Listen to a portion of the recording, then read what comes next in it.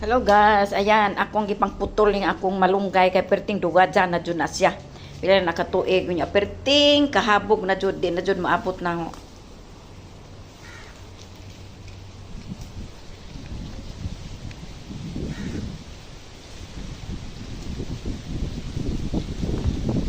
kanindot ra ba just hangin, oh, very windy.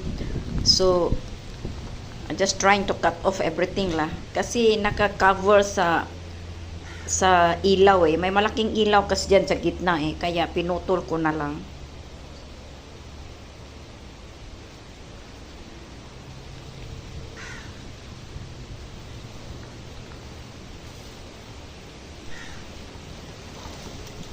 Thank you guys for watching.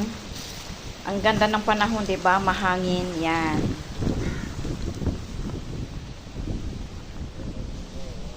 Thank you guys for watching. Ganado po ko namutol sa kahoy. Oy, kay very windy oh. Ang sarap ng hangin oh.